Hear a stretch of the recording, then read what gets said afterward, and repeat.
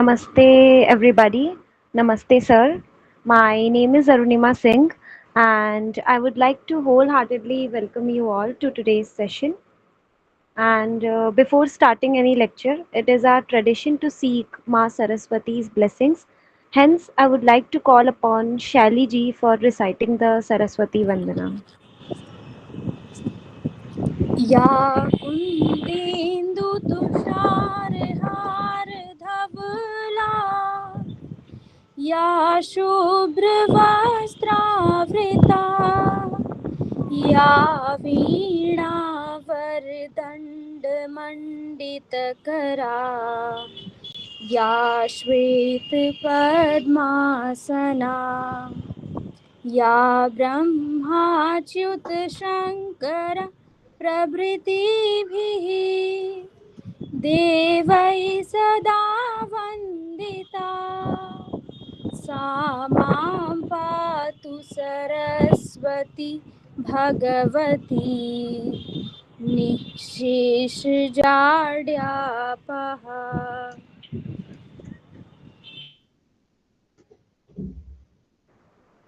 Thank you, Shali ji. And now I would like to give a brief introduction about Dakshi society.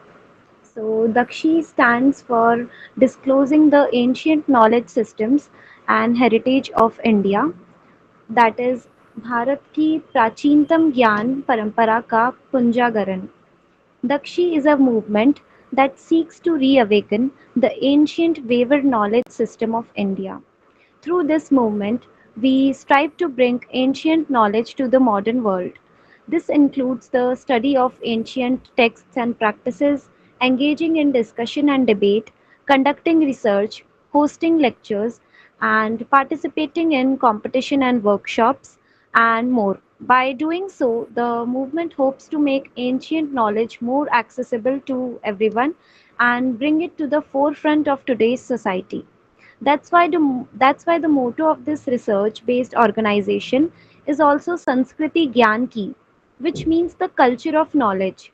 The topic for the current session will be from caves to cosmopolitan cities, which is how sacred South Indian dynasties reimagined the landscape. From caves to cosmopolitan cities, it traces the evolution of South Indian temple architecture from the 6th century to the medieval period. It starting with the Pallavas rock cut temples, it progressed through the monumental Chola temples, the intricate Visara style of the Chalukyas and Hoysalas, and the grand temple complexes of the Vijayanagar and Nayak rulers. Over time, temples evolved from simple shrines into vibrant temple cities that became centers of religion, culture, and community life. It is my pleasure to introduce our distinguished speaker, Mr. Sivasankar Babu, a heritage researcher, educator, and founder of Babu for Heritage Initiatives. With over 40 years of experience in the finance and IT sectors, he has dedicated the last several years to promoting heritage awareness and the study of Indian history, temple art, architecture, epigraphy, and iconography. Mr. Babu holds a postgraduate diploma in archaeology, has trained in ancient scripts such as Tamil Brahmi and Grantha, and is the author of a companion guide on Tamil Nadu temple architecture. He is also associated with the Tamil Heritage Trust and has conducted numerous heritage training programs, lectures, and guided heritage tours across India. Through his widely followed YouTube channel, which is Babu for Heritage, and his extensive research and outreach work, he continues to inspire people to appreciate and preserve India's rich cultural heritage. So, I would like to request all of you to please join me in warmly welcoming Mr. Sivasankar Babu. And now I would like to invite the head of Dakshi Council of Historical Research, Indira ma'am, to welcome the speaker for the session. Namaste, sir. Welcome everyone to the Namaste. Dakshi Council's 2026 series on South Indian temple architecture. I'm delighted to be chairing this session on from caves to the cosmopolitan cities. Um, to brief, I have attended SIR's classes in first for the first time in 2024, and from then मैं sir को बहुत अच्छी तरह से follow कर रही हूँ और at the same time Shivshankar sir का एक बहुत अच्छा सा मैं ये बताती हूँ WhatsApp group में whenever you have a doubt related to your subject or related to iconography or the related class, 24/7 he clears all the doubts. He's so बहुत अच्छे ईच एंड एवरी क्वेश्चन को ईच एंड एवरी क्वेरी को sir clear करते हैं, सबको मैसेज करते हैं और is available for the students 24/7. That's the great thing. And then today it always has been a rewarding experience. जब भी सर का हम क्लासेस अटेंड करते हैं कुछ ना कुछ सीख के ही जाते हैं और मैं क्लास खत्म होने के बाद में आप सब समझ जाओगे. And he is not from I couldn't say he is not an historian or something because everybody works on history, and that too he's from a banking background, I guess. But it has always been a rewarding experience whenever we attend his classes and all. And on behalf of the DCHR and all our attendees, sir, thank you for being here today. You immediately God bless. accepted our request, and you said yes, I want to, I would like to meet all the Dakshi scholars and students, everybody. So मैं ज़्यादा नहीं बोलूँगी, आप सभी definitely enjoy करेंगे. And मेरा ये request है आप सभी से कि आप सभी लोग प्लीज अपना अपना वीडियोस ऑन करके सर को एक क्लासरूम एटमॉस्फेयर दीजिए ताकि सर और भी ज्यादा अच्छा हमको क्लासेस दे सके. और आगे भी sir in even in the future we'd like to collaborate with you and Babu for heritage for sure. So this will be the introductory one. Thanks a lot, sir. Thanks for accepting our invitation, sir. Yes, sir. Thank you.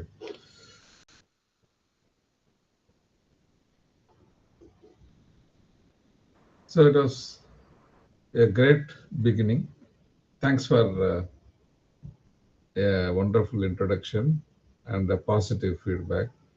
I'm really happy. This is what makes me go the extra mile to talk with more people and more things. I'm happy that I'm getting connected with more audiences in Delhi, in Gujarat, and in Calcutta. And this is a learning for me also. The more you ask questions, my knowledge of certain area gets expanded into multiple spheres, multiple angles. We think about South Indian, whereas when a different question comes in, we think, why not? We took it in a different angle. So that is an interesting thing. So please ask your questions. And also, there is a WhatsApp group, and you can continue to ask questions in the same one. So, like Indira said, this is only a beginning. I would definitely like to continue with a series of lectures focused on either Tamil Nadu or Kerala or South India or other things. When you come to restaurants in Tamil Nadu, particularly the Chettinad restaurants, okay, they bring a platter of food. All the various food items, they bring it in a platter and show it to you. Tell me what you want for your order. You'll be confused. So much of varieties. Okay. So today's presentation is going to be again a platter of some examples of the entire South India. Okay. Some of this I'm going to just flash it as an image for you to observe the complexity, the beauty, and the variation. Each of these slides, usually like Madam Indira Madam might be knowing, we can discuss it for 10 minutes, 15 minutes, but I'll be just flashing just to give a peek. So based on this, you tell us what is your area of interest. Hey, hi, Vaishara looks very interesting. Let us go into this detail. So that can be another session. So this is only a peek into how in 6th century people started looking into permanent constructions of caves and then from there how they have progressed into a cosmopolitan city kind of a situation in Vijayanagaram. So this I'm planning to have it around 1.5 hours, and after that we may have a question and answer session. If you have very specific questions, type it in the chat itself so that we can easily walk it through. Okay. Shall we start it? I'll share the question. One moment.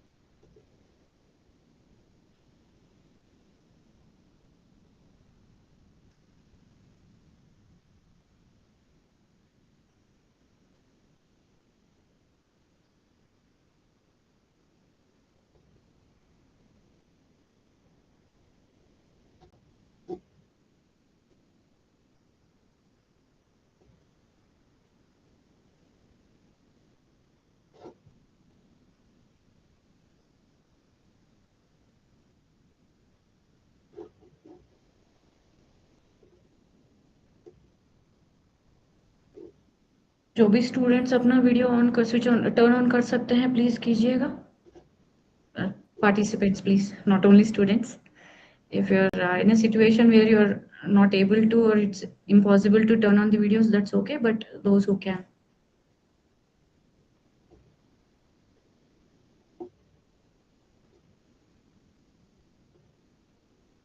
Okay. Cool. So I'm starting now. Are you able to see my screen with the emblem and other things? Yes, sir. Okay. So today the focus is we start from very basic caves. Okay, this is one of the oldest caves Pallavas created in 600 CE by Mahendra Pallava, where he talks about for three gods I have created a temple without wood, without mortar, without iron, without brick. I have created a temple for three murtis. So this is the inscription that shows here. So basically, this is where you are going back to the earlier times where humans lived in caves, but that caves were natural caves. Here, they want to go back to the earlier memory. So this is in a artificial man-made caves. Is the recording proceeding? Hello? Hello, is the recording on? Okay,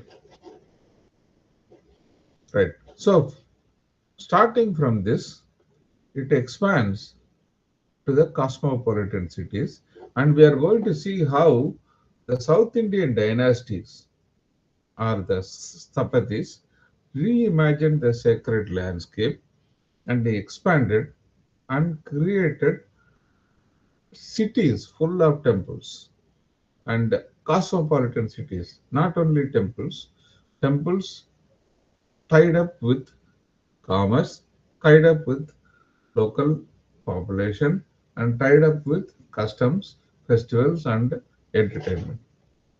So this is how the end product is Hampi, where it is not a capital, it is a collection of temples, collection of business, collection of entertainment, and everything together, put together, beautifully put together.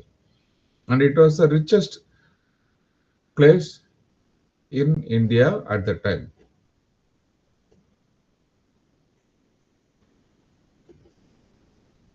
So we are going to cover basics of South Indian temple architecture because this is most of the participants are from North India. Some basics on Dravida, Nagara and variation, which you might be aware.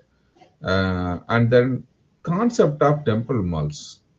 Okay, we will see in detail what a temple mall is. You might have seen a shopping mall in your town and everywhere soon.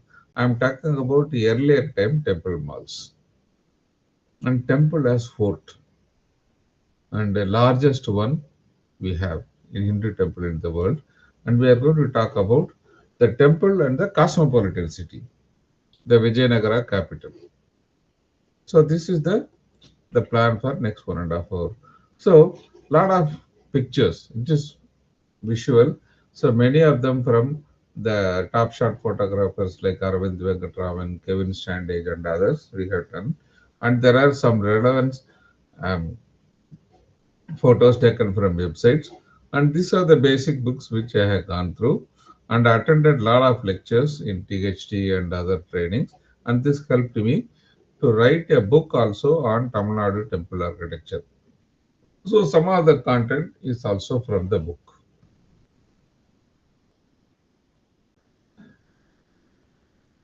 In a simple way, we can compare or our ancestors visualized a temple as a equivalent of a human body.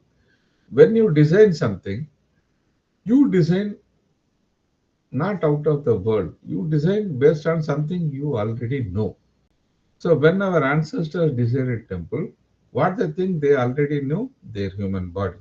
So your human body is normally split into 6 parts, and the same thing they built their houses and temples. So this is my old house, and this is one of the two-tier temple in Tamil Nadu.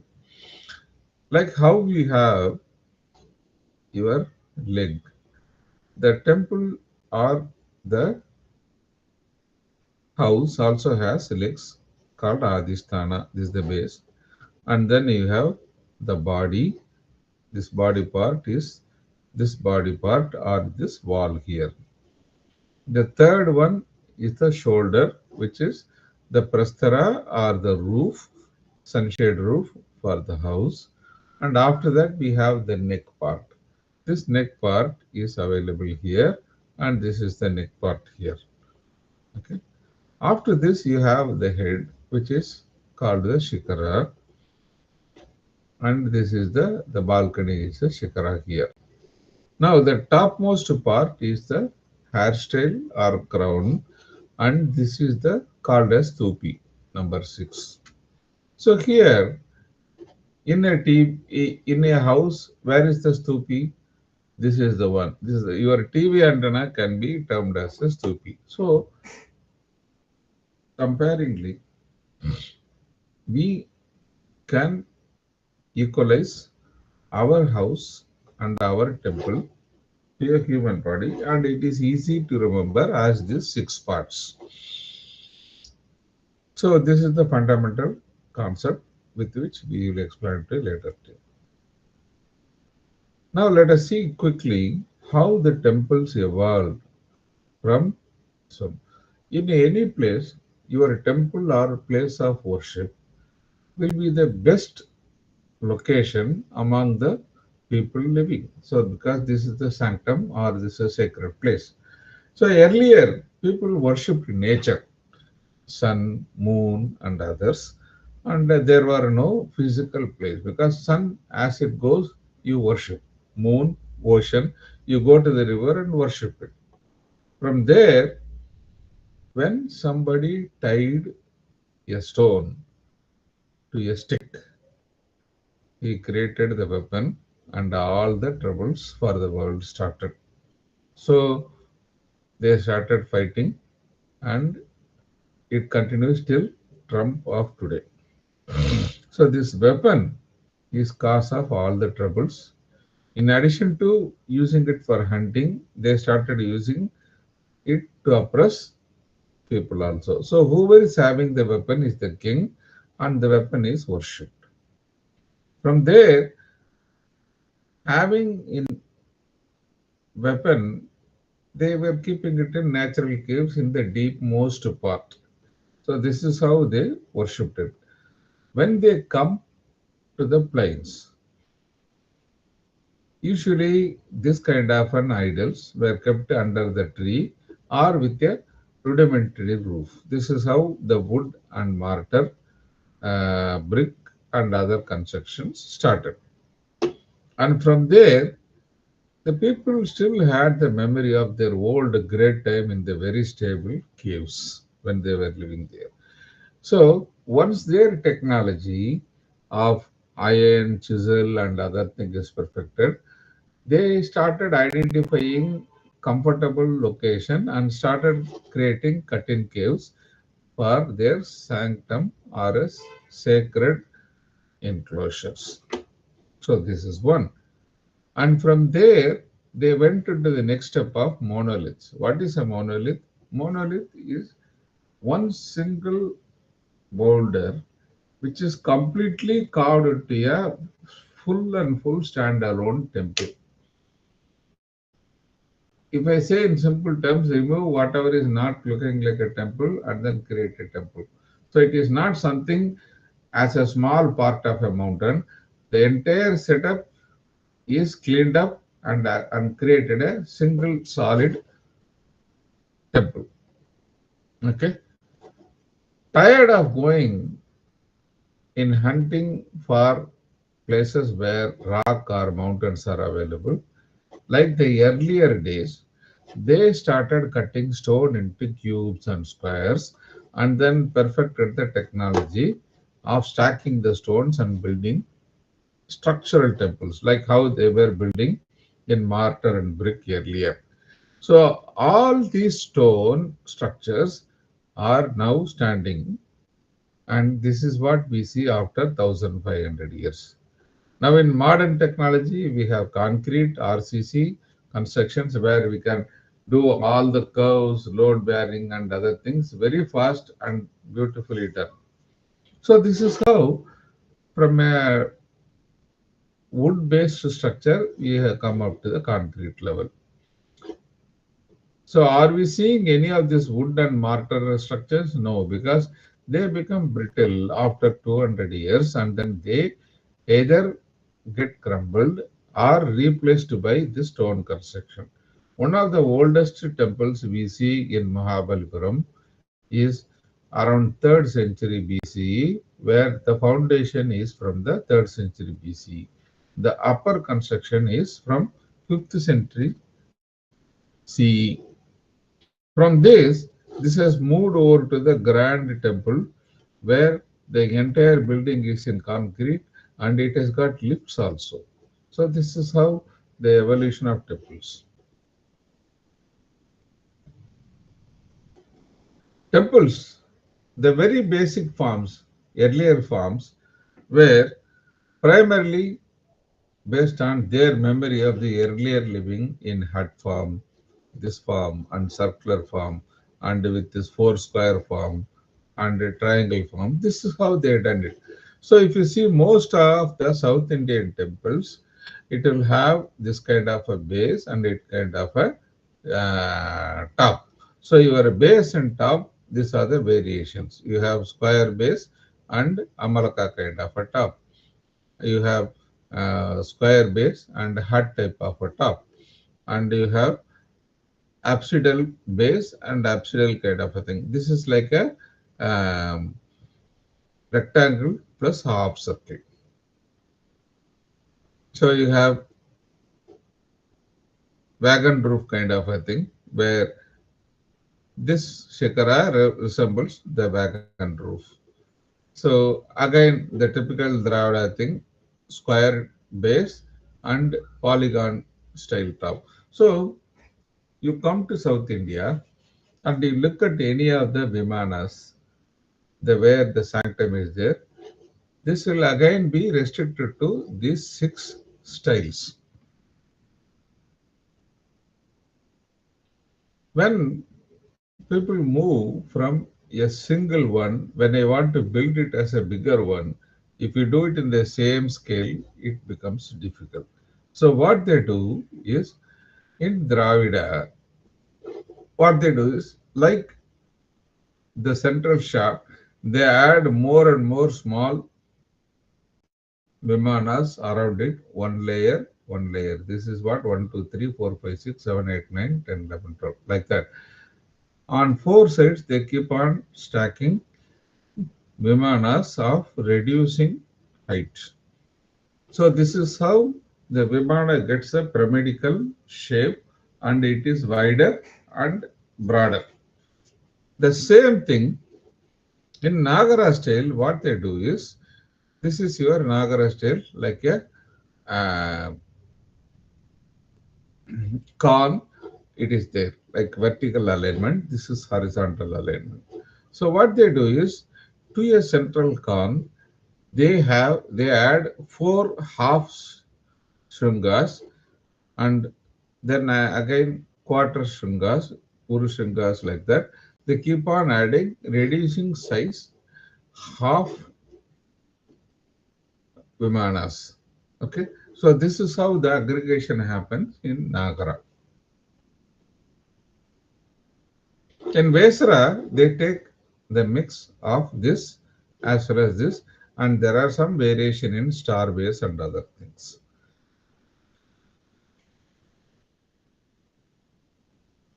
Just to give a perspective, since it is a pan-Indian audience, I am giving you some of this Indian temple styles in terms of Nagara, Vesara, and Dravida. To give, I think most of you might have known, Nagara is typically the North Indian style where your vertical alignment is critical. Okay, like that, vertical lines and other things, that is how it is stacked. When it comes to southern side below India's, you have your Dravida style where the stacking is in horizontal in a pyramidal way. Vesara in the middle layer is the mix of these two. So they take some features from here and some features from there. So this is your Dravida. You can see the pyramidal stack of many Vimanas. Then you have the Nagara where you have the vertical alignment of temples. Okay. So your Vesara is taking some elements like stacking like this and some of the stellate and other aspects from Nagara, and this is the Vesara style. When it becomes larger, they add more and more edicules on all four sides, and this becomes a complex shakari kind of an Vimana. Instead of stacking on the side, if you stack small mini Vimanas like how you do in Dravida Vimana, but in a circular fashion, this becomes a Vesara style Bhumija. Again, like our Gopurams, which are there in Tamil Nadu, there is a rectangular kind of a thing. This is called Valabi or Kakra, and the Dravida time, there is a predecessor where you have a very simple pyramidal Famsana or Pida, which started in Nagara, and again it split into two areas. One, in Nagara it developed as slats, whereas in Dravida it developed it as mini Vimanas. In addition, in Odisha, they have got a minor variation where the Latina thing is called Reka Divla, and this kind of an rectangular one is called Kakra Divla, and this one is the Pida Divla. Your Konark is a Pida Divla. And in addition, for Mandapa, there is a diamond style of Samaravarna, which is normally used in Mandapas. So this is the major visions of the design, and you can see how this stacking is done in a different way to create different styles. So we have Dravida, we have Nagara, and then we have Vesara. When we compare quickly, the Dravida, you know that your sanctum is in rectangular, tower is sloping, crown can be in multiple things, mandabas are there, and you have a grand boundary wall with gopurams. Okay, this is how the Dravida looks. When you compare this with Nagaram, Nagaram is mostly square with graduated projection, and the curved curvilinear top sphere is the hallmark. Again, in the crown, you have multiple shapes crowns. Here, which is only Amalaka. And there are mandabas also will be having the shikara or superstructure. The other interesting thing in Nagara is there is no boundary wall or there is no gopuram. In many of the things, there is a raised platform and in some cases the torana. That's all. In Vesara, this is a combination of these two. You have the new shapes like oval, circular, multi-point, star, like that. And they mix two types of towers. The base might be Dravida and the superstructure might be Nagara. And they do a lot of mixture in terms of boundaries and other things. So this is basically, in a nutshell, the differences between the three states. If you want, you can take a screenshot.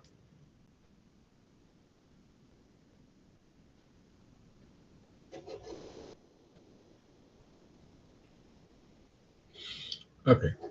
Now we are going deeper into the Dravida architecture, which is related to South India, primarily Tamil Nadu, Kerala, Karnataka, Andhra, and parts of Maharashtra and some amount of Odisha area. Okay, so here the interesting thing is your sanctum will be in multiple square or rectangle or this one and pyramidal tower, and you have a collection of mini vimanas stacked and then going forward. The shikara might be in multiple shape. It can be square or it can be polygon or rectangle or apsidal, and you have walls with vertical niches. Okay, and the temples will have multiple enclosures with gopuram. So this is the key points of a Dravida architecture. When you look at the South Indian states, this basics is consistently followed with minor variations relating to regional specialization and innovation at a later point of time. This is what we are going to see in the next 1 hour. So now coming to temple malls. What is temple mall? How many of you have been to shopping malls? So what is a shopping mall? What is the benefit of a shopping mall? You can type in chat. What is the benefit of having a shopping mall?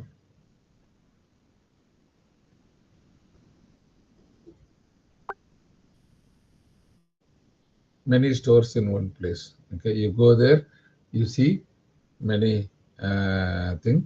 Every product is available. Cool. So like this, we had temple malls everywhere. You want Vishnu, go a temple, available. Uh, Shiva temple, available. Shakti temple, available. Okay. So all the temples are in one place or in a very, very short area. Okay. With all the facilities. See, your mall is not only shopping. This is what we are missing. Okay. Your mall, when everything is available, then it becomes a supermarket. When we talk about mall, it is something above supermarket where you have recreational facilities, you have restroom facilities, you have relaxation facilities, fantastic car parking, and in supermarket you can't expect all these things. Okay, so this is ecosystem by itself for shopping. Like that, Your temple malls were the ecosystem for religious and art-related activities. So mall means retail complex containing variety of stores, often restaurant and other business housed in a series of connected buildings. So this is what a mall is, the modern concept. In a temple city, okay, the concept is a small temple, which was only a sanctum, gets expanded into a very big fort kind of a thing. It is so big that even town buses fly inside that particular temple. Okay, that is the biggest one, like Sri Lanka. Then you go to the next concept of temple malls. Different temples, different monuments, different styles, deities, and period in a very compact area. You can see any number of temple malls. Can you give some examples for this? Temple malls in chat.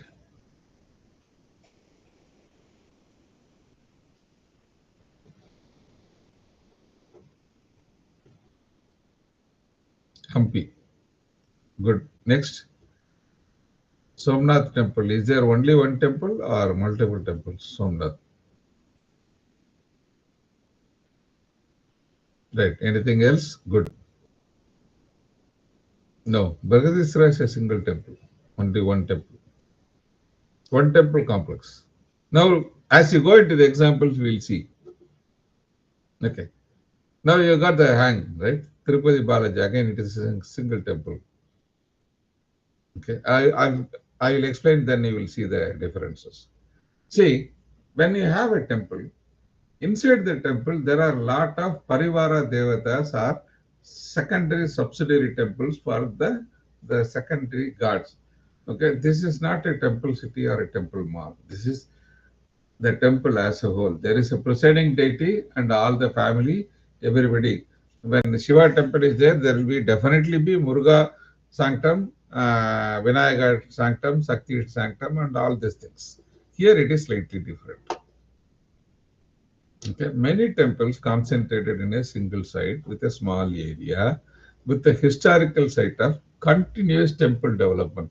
They start one temple, two temple, three temple. They keep on developing in one area, and this has got the clear sponsor or push of a dynasty. That is where the contribution of the dynasties come, and they keep on experimenting on a new style.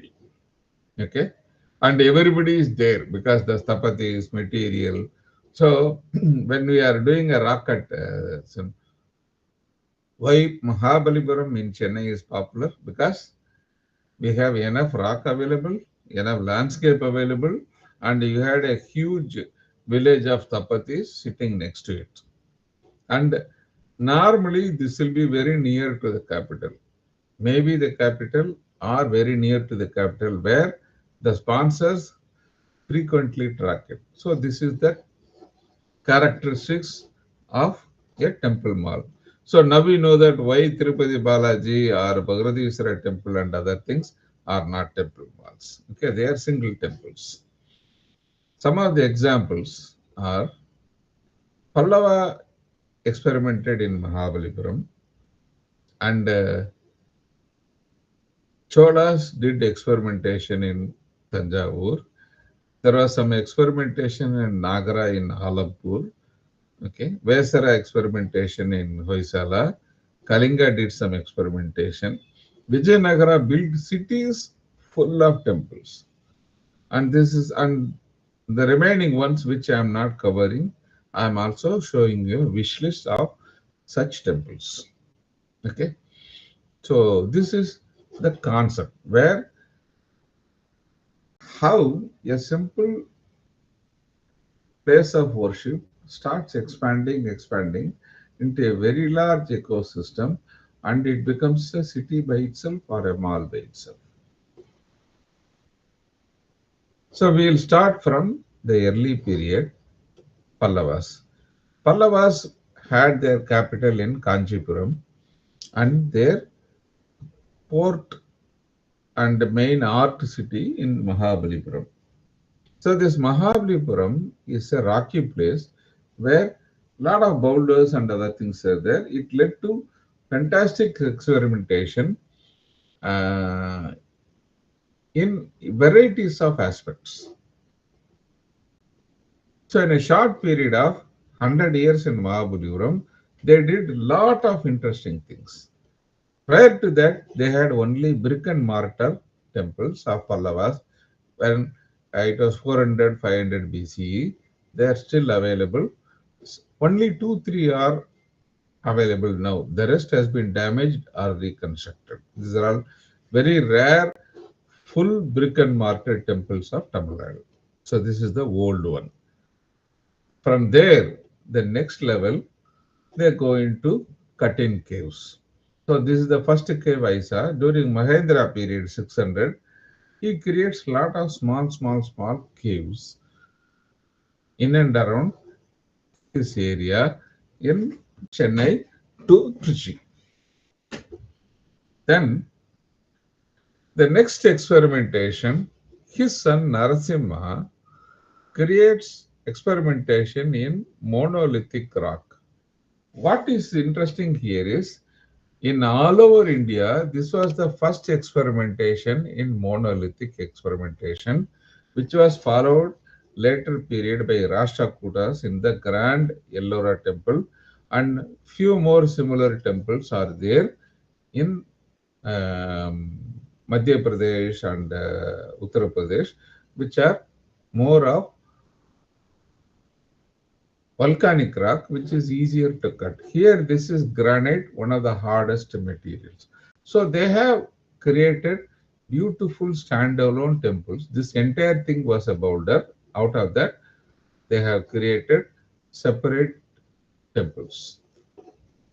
Then they cut this into bricks and start building on structural rock temples, where they stock the rock and then start building it. This is the shore temple of Mahabalipuram, which is the first structurally constructed rock temple of Tamil Nadu. So this created its own challenge in load balancing and how to distribute the load and other things. They created a lot of other innovations in this. From this one, they went into apartment mode. In Delhi and Gurgaon, you think that apartments are the in things, and then this is the modern amenities of 21st century. It is not so. Gods were living in apartments in 7th century. This is a temple built by Pallava where it has got 3 levels, and Vishnu stays in different pose in 3 levels. In the ground level, he is in sitting form. Second level, he is in sleeping form, and third level he is in standing form. So gods were living in apartments from 7th century. This become very complex where instead of 3 sanctums, now it is a multiplex. Here it has got 9 sanctums within this Vimana. So all kind of experimentation in simple terms, it has been done by Pallavas. So these are some of the caves which Mahendra created. See how it is getting refined. Mandagapattu, Mahendravadi, Dalavanu, and Mamandur. So number of pillars are becoming bigger. The ornamentation is bigger, and see 7 pillars. And now one of these Pallavaram temple has been converted as a mosque. So these are the cave temples. This is where the beginning, which are still available. From cave, you go into Mahabalipuram. This is one of the temple malls where Mahabalipuram contains your caves, monolithic, structural, as well as modern temples. Everything is there in Mahabalipuram in one place. Around 60 plus monuments are there. So this is why I am calling it as a temple mall. Everything is available. Variety. Anything you want, it is available. See, in cut-in caves, you see so much of variety. Koneri, 2 style pillars, and then Tirumurti, 3 beautiful sanctums, and then Varaha temple, the most complete and beautiful rearing line panels. Ramanuja with fantastic structure.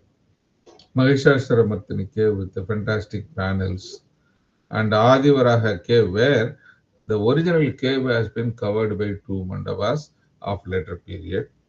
And then Panchapandava caves where Sandara was also attempted, and Adirana Chanda cave where there is an inscription in Hindi as well as in Grantham displaying the same area. This helped us to decrypt Grantham in a simple way.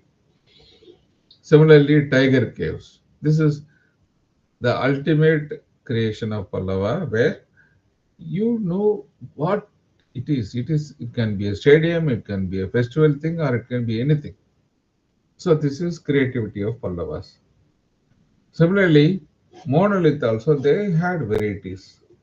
So this is a Nagara style, and this is a Dravida style, and you have Draupadi with a hut, and then you have Nakala Sakadeva in the apsidal manner, like the earlier Chaityas, and you have Arjuna Radha in the two-tier stacked fashion. You have Bhima Radha in the wagon uh, uh, wagon cover kind of and sala roof. You have Dharmaraja Radha with the three stacks. You have Ganesha like a Gopuram. And similarly in Pandian also, Pandya in the down south, they also created something in a similar fashion. So this is how the monolithic experiment started. But again, with this, it stopped. Around 7th century, it stopped. And later it continued in Ellora and some of the places in Uttar Pradesh. When it comes to structural thing, Mahabalipuram Shore Temple is the first structurally built complex. What you see here is one old open bas-relief temple. Around this, two temples were built, Rajasimheswaram and Kshatriya and with a small pond on it. And there are two mandavas which are damaged, and you also have the first Gopuram coming up on this. So this is the first rock cut structural temple. This is the first one with Gopuram and first one built as a double temple. It is a unique one which you must see in Mahabalipuram. So this is the Pallava creation. So then the focus shifts to their capital where they create one fantastic temple called Kailasanath in some AD 710. This is a temple in many unique ways built by Rajasimha, oldest Pallava temple in Kanchipuram, still intact, no major change to the structure, largest Pallava temple, and first Sandara temple where under this Vimana there is a passage path like how we have in Khajuraho and other things. So Khajuraho was attempted later. This is one of the oldest Sandara temples available in India. First temple to have sub shrines or nisha kind of a thing which we have in Konark. This kind of extension are there. And here you see this kind of small temples. The entire wall is full of around 64 temples. And each one has got a beautiful sculpture and deity. And the rearing violas and other thing. In addition to this, this was built in sandstone. And the entire thing was coated in a mild lime and painted in full. Imagine how it could have been when his rivals, the Chalukyas, when they invaded Kanchipuram, the Chalukya king Vikramaditya saw this temple and said, I am not destroying this temple, this beauty. I am not destroying Kanchipuram. Instead, I am giving double the donation to this temple. I am not destroying like how they destroyed Vadapi. Like that, there is an inscription there. Such is the beauty of this temple. which boards over even an enemy king.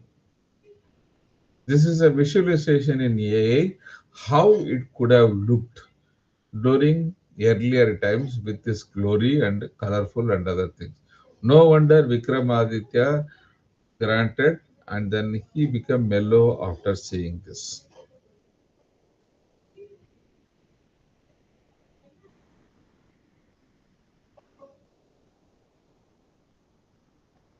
Then we are going to apartment of gods. Later, the next generation of Pallavas built three temples, one on top of other, with stairs inside the complex Vimana structure. This is how it looks like. This is your ground floor, this is your first floor, this is your second floor, and the remaining. For going into this levels, there is a staircase inside the Vimana structure itself. Think of how complex it will be. And this is the second oldest temple in Kanjipuram. Three Perumals and three levels. And it has got a beautiful, this Prakara has got a fantastic history of comic book like panels describing the history of Pallavas from Brahma up to the current king. So, like this, lot of other apartments of gods were also built in Tamil Nadu. The first one, Mahabalipuram, Dharmarajaradam, Kanjipuram, and Uttaramerur, 9 sanctums. And like that, multiple temples were there.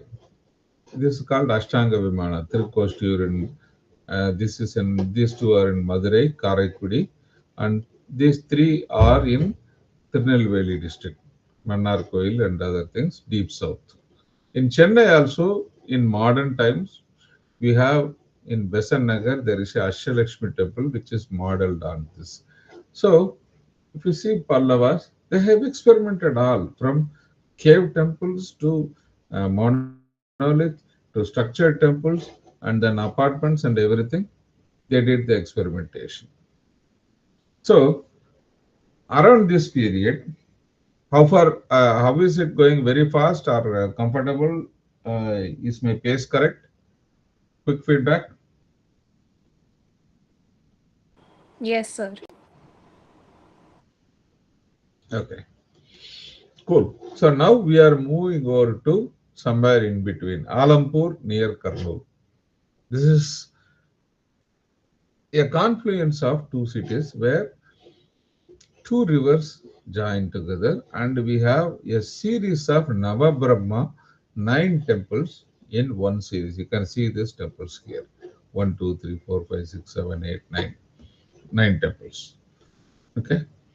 So this is where the Chalukya kings, around 600, 700, 800 time, they experimented in building temples, and this is where the Nagara, Vesara, and Dravida gets clarified in the middle area. So this is the series of temple. And how do you find this? This is basic proto Nagara kind of a curvilinear kind of things, which you see consistently in North India. So it is in Tungabhadra in Krishna. It is called Dakshina Kasi and the Nava Brahma temple. 9 temples in which Shiva was worshipped by Brahma over a period, and there is also a Shakti Pita. In addition, there are few more temples. The interesting story is there was a dam constructed in Tungabhadra. So many of the temples which are getting submerged, they have been dismantled and moved into a safer place 2-3 kilometers away. There is Sangameshwara temple, and there is one more group of Famsana temples in Pavanasi. So in a very, very small place, this is around 15 kilometers from 15-20 kilometers from Kurnool. You can spend one full day looking at different types of temple, different sculptures, different images and everything. This is what primarily a temple mall is. Okay. When we talk about the Latina, Famsana and other things, this is your typical Dravida Vimana and this is your Nagara Latina Vimana. And the other one is a stacked Formsana style Vimana. So this is stacked and this is all of them follow the same components almost. The local names might be different, but the concept is same. You have this foundation, you have this pita or adhisthana, and you have this wall or janga, and you have this kapota cardis or the roof, and you have this central arch where this is your nasika, and you have this sukhanasika, and your vertical alignments and madhyalata or central alignment, and you have layers bhumi, and this is tala, and this is throat, this is your gandam, and this is your amalaka or shikara or dome. So, and the kalasa. So ultimately, the basic structure is same, parts are same. How they are implemented and how they are ornamented are different. So once you understand it, it is easy to identify and differentiate among temples. Now, a brief history of Navabrahma temples. So this is mentioned in Krishnadevaraya Grant as Navabrahma. That is why the name has been given. So this is Puranic is Brahma in 9 forms. Shiva in 9 forms was worshipped by Brahma for restoration of power of creation. So it's a Siddha center, and then it was done by the earlier Pulikesi after Kanji campaign, and he stayed and then started experimenting. And this is from 6th century to 8th century. So this is where the flat Gupta area temple without any roofs or basic roofs get translated into Nagara and later branches into two parts, into proper Nagara and to the Kaliga based Reka Nagara kind of an different structure. So this is an overview. Now you can see why it is called a temple mall. This is the retaining wall to ensure that the flood waters or a high level of water doesn't encroach into this. So now you can see that it is lying in a low one. So you have Nava Brahmas, Veera, Visva, Arka. Arka means Surya, Kumara is Shanvaga form, Bala form, Garuda, Swarga, and Padma and Taraga. So this is the 9 temples. They are mostly structured into the Nagara style and with the Prakaram and others, the circumambulatory passage closed with roofing.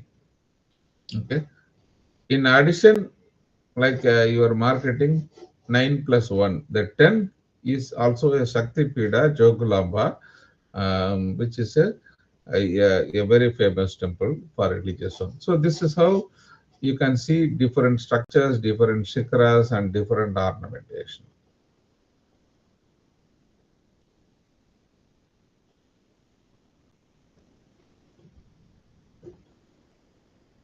The key features are Veera Brahma has got a grand Sukhanasi. This one, Vishnu Brahma has a lion pillars. And then Kumara Brahma has got a lot of Mithuna and Dwarapalas. And Bala Brahma is still in worship. Garuda is same plan like Vishwa. And Swarga Brahma has got later king Vinayaditya. It has got lot of interesting sculptures, and this one is Padma is incomplete tower. Taraga is very small. So this is a thing where you can go there and then explore and find the difference. Okay. Now the crown is the Jogalamba temple, and this is the Gopuram, and this is the Sanctum. This is a old temple, but it has been renovated with a modern structure. So it is the first primary 8 pitas. This is the fifth one. It is Urdhva Danda, upper jaw fell gear, and the ideal is ferocious with scorpion, frog, lizard, and other things. and this is the image. What is interesting is this temple. This was near the shore, one of the largest temples, and it has been moved block by block by the Andhra ASI team led by Sivanaka Reddy sir. So it is Badami Vikramaditya, the king, who pardoned the Kailasanatha temple, the same king, Vikramaditya one, and they shifted it somewhere near due to the Sri Salem flooding. And this is a classic Vesara structure. Why Vesara? This has got your roof up to this. This is more like a Dravida kind of an wall and structure. But when it comes to superstructure, this is using the Nagara type of superstructure with a very, very conical Amalaka or something. Whereas when it goes to later period, this Amalaka becomes very flat. So this is the front. You can see that up to this is like a typical Dravida one with the costumes and other areas. The beauty of this is the costumes. The very ornamental costumes has got fantastic sculptures which has been removed and restructured. The entire city is restructured, temple is restructured on this one. So you can see different kind of, you can see the different kind of windows, jalakas and the toranas. Toranas you will be normally seeing makara. Here you can see any number of structures. See, you can see your normal makara, slightly different makara, and you have one more style of makara and another elephant kind of makara. Okay, and see the differences. All these things are sculptured in red sandstone. Similar mermaids, beautiful mermaids, and then swans, and your sea maids, and also the Jalakanya kind of an. So fantastic imagination. Nothing is same, totally different, and beautifully restored. When you go further slightly out, you also come up with some more interesting ones. A group of 23 temples, all are having Famsana. Okay. This is the photo, Google photo. See the cluster of temples. Everything is Famsana. And if you want to see Famsana kind of an architecture, this is the place to have. Around 15 to 18 temples are there in Famsana alone. See this. Famsana stacking is a structure, but shapes different. Rectangle, apsidal, round, square, everything is available. Nagara square, and then Vesara circular, and then Vesara apsidal, and then Nagara Amalaka type of there. Okay, and your Nagara Valabi type, the elongated rectangle, and your Nagara square type. Everything is available in one place with beautiful structure. And this is another view. You must go to this place to enjoy Pavanasi temples in structure. It has got also lot of fantastic fine sculptures, Saptamatrika. Interestingly, on the roof, on the Vidana, you have your Tikpalas sculptured in fine detail in the roof Vidana. That is another highlight of this temple. So finishing the Alampur experimentation, which was around 600 to 750 kind of a time frame, we are now moving to the later Chalukya 700 to 800, 900 kind of a series, who were contemporaries of Pallavas, and then how they learned from Alampur and built fantastic structures in 4 places. In Mahakuda they started, and then their earlier one was Aihole, where a lot of experimentations were done, and then later on their crowning area was Virupaksha, and finally they moved to Badami for cave temples and other things. These four places, within a range of around 50 kilometers, give a fantastic collection of minimum 15 to 20 temples each in all these locations. So this is another temple mall complex where you want to see different evolution of temples of Chalukyas. This is the place to go. So this is based on Vesara structure. You have different bases, and then tower is circular or Nagara Latina. Mukhamandapa is a variation which is not there in Dravida, and the walls will be like Dravida. And Sukhanasi, the front arch is a design which was taken over by later North Indian kind of temples. So we had four major places. This is Badami, where uh, 6th to 7th centuries the caves were developed somewhere over here, here and here. Okay, but at a later place when it became the capital, and when Rashtrakudas were ruling it, lot of other temples were developed around this. Then the second prime area, the oldest area, is Mahakuda, where the experimentation from Alampur continued here, and then they started building small Nagara, Vesara kind of a temples. You can see the collection of temples here. And then their earlier capital was Aiholi, where the caves and Vesara designs were perfected. You can see in a small complex, you have a huge collection of various type of temples, and then some more temples on the hill side.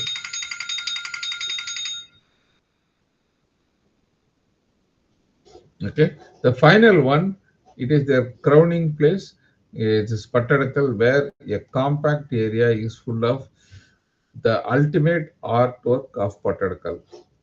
Okay, this is the pinnacle of Chalukyas, where the latest period after invading Pallavas and a lot of cultural and fighting exchanges, they got a hang of it, and then they also brought a lot of sculptures from Tamil Nadu, and the Tamil Nadu Dravida style developed here in a big way. Earlier ones were Proto Dravida, Proto Nagara, and this was middle, and this is complete Dravida. So Badami looks like this. This is where the caves are, and this is the Pavanatha and other temples, and the caves and the big temples are there. Next one, Aihole. This is a sample where in a small complex, the Aihole Durga temple, Lord Khan temple, and all the other temples are here. See the difference, each one in a different structured way. And on the temple, you have two more caves and the fantastic Ravana, the Jaina temple, which was one of the structural rock temples in South India, one of the oldest temples going by the inscription. Your Mahabalipuram and other things are later. This is around 650 CE. So this is Aiholi, the cradle of temple development. Then you have Pattadakal, the pinnacle. This is ultimate, where you have the Nagara sides temple, the combination temple, the pure Dravida, the mix of Dravida and Nagara, and we have Nagara and everything available in various designs. And then there are so many small temples where they have experimented. This is the ultimate Pattadakal. So this is the famous Angameswara temple, and this is Kadisiteswara, and you have Galanganada temple. You have the famous Virupaksha temple, which was created on similar lines from Kailasanatha temple in Kanchipuram and Mallikarjuna temple. These were built by two queens of Vikramaditya and Kasi Viswanatha later period. So like this, there is a huge collection of temples. And when 2 years, 3 years ago, when this Malaprabha river was flooded, this entire area is inundated, but the people got refuge in temples and then they were living in temples for 5 days, 6 days till the water drained. They were cooking, and this is how the temples acted in earlier times.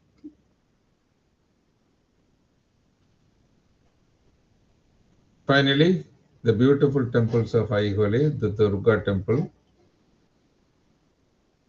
which had two sanctums, and this is how it looks like with two Sandara passages.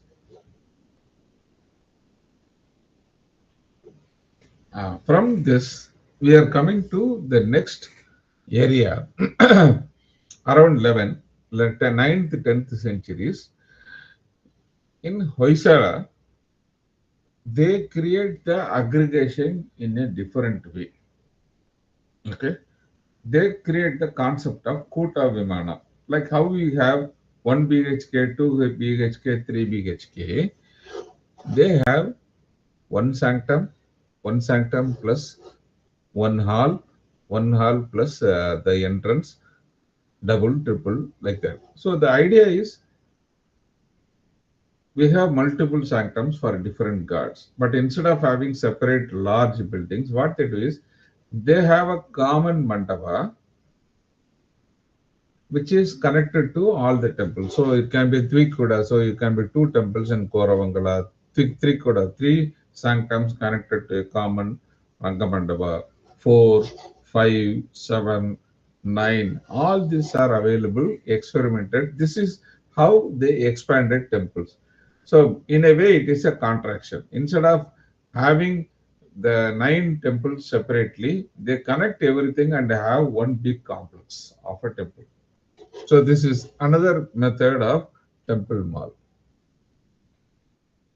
When we talk about Hoysala, they created their own stellate plan, which is a difference, and 2 or 3 sanctums connected together.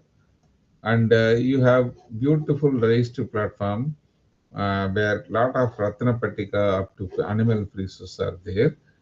And your Thala or Hara is created or decorated to the core, primarily because in this area, what we get is a soapstone. This is something like your soap. When it is cut from earth, it is like a soap. You can scar with a needle. That kind of smooth. When hello,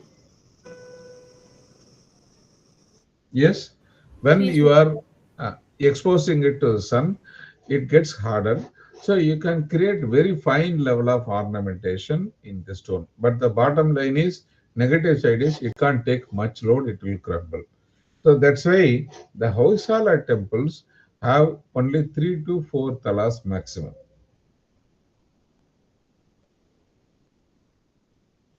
And this is one example of Lakshmi temple in Doddakadavadi where 4 sanctums are connected together with a common Rangamandapa with a side entrance.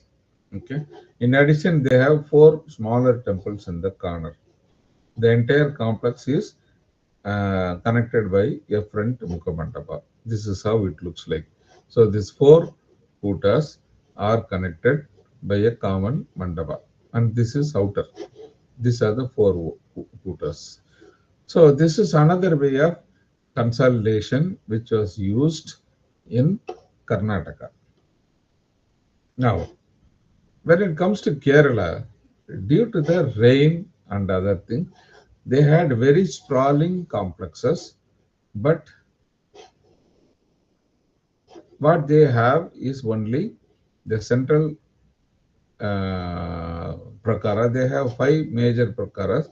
Central prakara, the first prakaram, second prakaram, third prakaram, and this is the fourth prakaram, and final, the Maryada, the final wall. Okay. So this is Antarmantala where the sanctum is there, and then Antarhara, second one, Madhyahara, Bhagyahara, and Maryada. So this is 5 level of temples, and this is very standard in Kerala. This is how the temple mandala is fixed as per the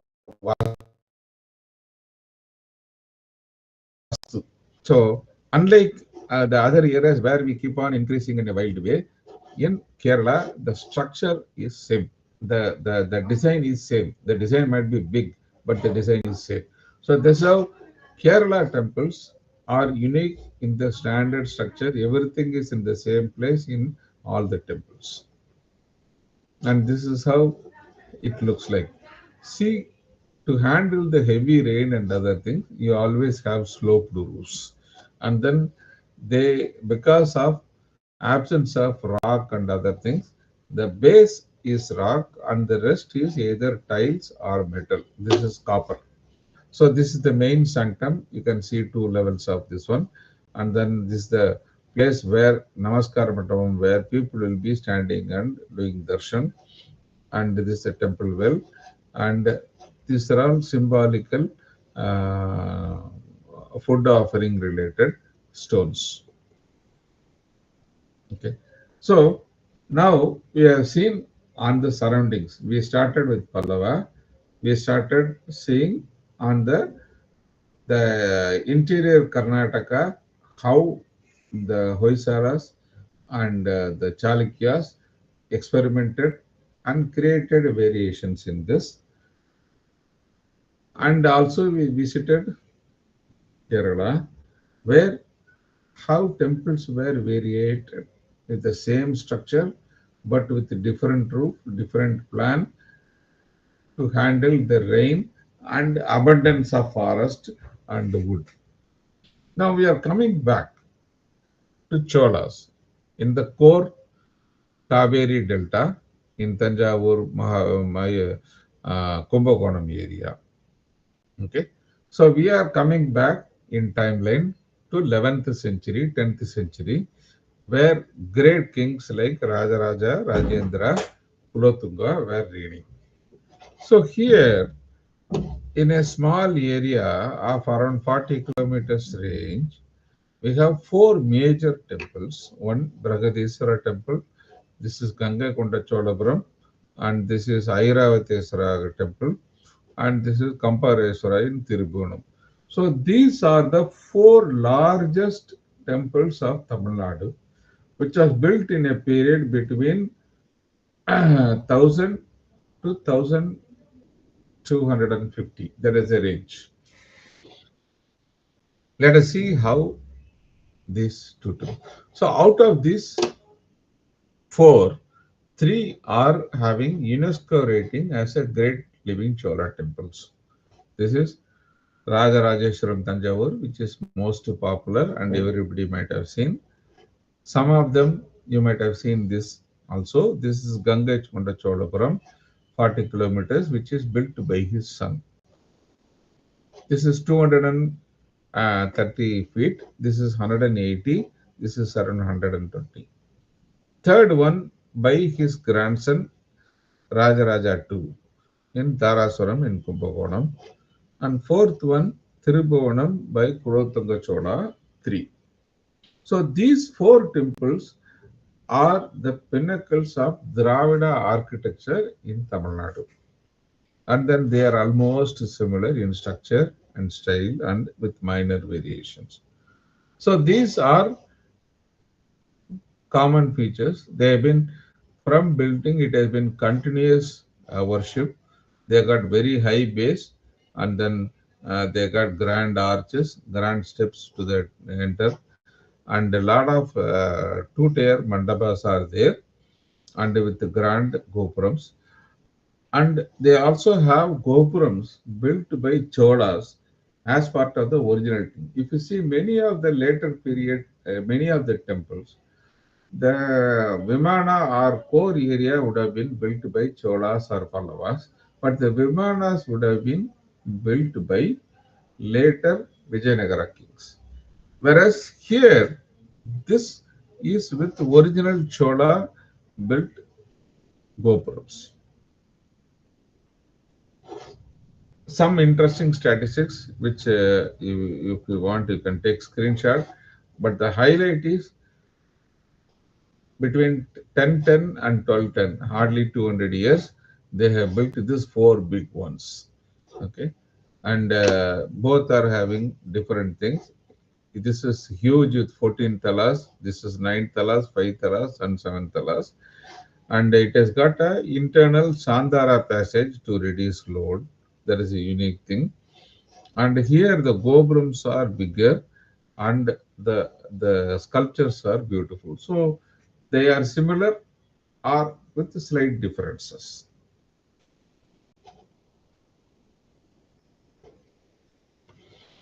Now, after this, Pandyas ruled for some time, and around 1250 or something, South India faced a major setback where the Turkish rulers and Islamic rulers had series of invasions into Hoysala country, and then into core Tamil Nadu and Madurai, Trichy, Chidambaram. All the big temples were sacked and destroyed.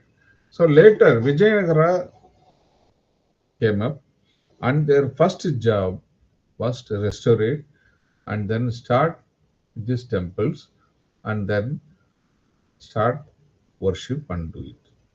Now, learning from this experience, what they did was they also built temples with large, tall walls and fortifications with the grand gopuram so that they also function as fortifications or safe houses in terms of um, any invasion, and we are able to defend the temples. Okay. So this is the period from 1300 to 1700 where the many of the open areas were covered with flat mandabas, and pillar technology taken to the next level, open courtyards closed, and this is where we see the idols of sponsor kings and queens. Okay, and we have fantastic wide corridors like Rameswaram, which is the longest corridor, temple corridor in the world, and the Madurai thousand pillar mandapa, which is each pillar is a veritable work of art. This entire thing is single stone. It has got a load bearing component, and it has got a sculpture, and it has got other details. And such a beautiful, intricate carving in pillars and the musical pillars. These are all innovations when Vijayanagara started working on temples. Okay. The Madurai Meenakshi temple, which was there during Pandya time, was totally destroyed and rebuilt by Madurai Nayakas. Okay, with the grand gopurams and other things. You can see this. This itself is like a town, a small town with self-sustained. All the temple things has been roofed. It has got 14 gopurams, and tallest one with 170, and 14 plus mandavas, and there is a golden lotus pond. This is one of the famous areas, and the main sanctum is here, and the thousand pillar mandapam which I saw earlier is here, and fantastically covered rectangular temple fortress. This is where the concept of temple as a fortress is expanding. From a mall, it is moving into a fortress kind of a structure. Now, moving over to the next level. So, this is another temple in Tamil Nadu. Can you guess which temple it is? Anybody? Little tough. Okay. This is a small town away from Tanjavur. This is called Mannargudi. Um, See the complex. Five prakaras, so many things. This is the sanctum. This entire temple is secured in a huge wall with very, very tall one, and this is the human. Similarly, the famous Arunachala temple in Tiruvannamalai near Chennai, where the every year in Kartika Masha, a huge fire is lit on the mountain. So this has got also grand gopurams on all sides and so many concentric circle prakarams. And this is enclosed with a huge wall. You can see the size of the car and the size of the wall. So this is how temples as a fortress starts developing. It is very tough to breach and come in except by cannon. Then the ultimate of all, the temple fortress. This is Srirangam, it is popularly called. This is in Trichy. It was extensively renovated by Nayakas. This is the largest functioning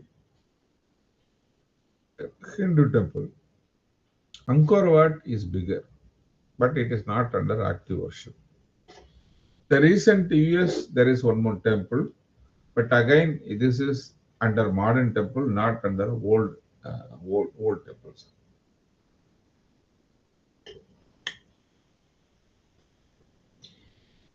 Interestingly, this has got reference from 3rd century BCE all the way up to current one. Like how you have for the Puri temple, the documentation called Madalapanji, but again it is from 10th century only and it has been rewritten many times. Here we have the Koil Olugu, which is going back older period. It is the ultimate one with 21 gopurams in all four directions. The tallest one is 240, the tallest one in this. This is a beautiful photo. See how many gopurams are aligned in a line 1, 2, 3, 4, 5, 6, 7, and this side another 7. So in one line itself 14, and this is the sanctum. So this is Sri Rangam for you. So this is the temple plan. You see how complex. And this is a temple town with so many gopurams, mandapams, and you have water bodies, and you have granaries. Where is the granary? Somewhere here. Somewhere here there is a granary. The queue. This is the granary. A series of granaries. So 7 prakaras, 5 prakaras for the temple, and 2 prakaras for settlement. 156 acres, 50 plus subsidiary shrines inside, 31 mandavas, and 9 water bodies. 9 plus 3, 12 water bodies and granaries. So, a entire population can live inside and sustain, and it has faced many wars during Muslim occupation and other things. So, this is the view of the core 5 prakarams, the sanctum 1, 2, 3, 4, 5. Total 5 prakarams. And this round is the granaries. You have 2 major water bodies here and one more on the other side, and you have many wells. And then you have lot of places where the uh, other equipment can be stored. So this is the core temple complex. If it gets expanded, after the 5th prakaram, there is a living space 7 and 8, 6 and 7 prakarams, and the outer boundary. You can see the 7 things, and the town buses play here. Town buses come here inside the Koil sanctum. This is the ultimate temple town and the biggest temple town. Imagine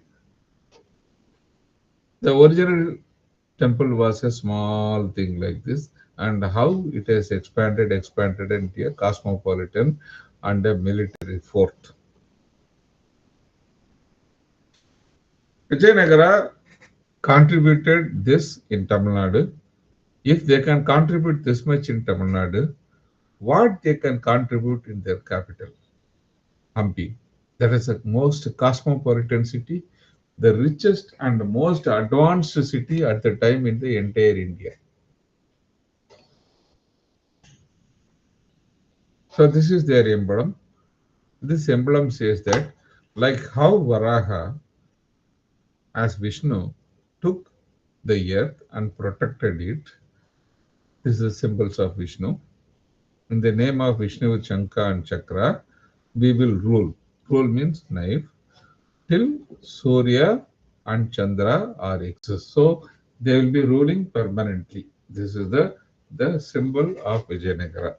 With this grand design, they started and they ruled for 300 plus years. They had their own inventions. Since the sanctum, Vimana, and everything is well developed, they focused on the peripherals, Gopurams, and Mandapam, and then they freaked out.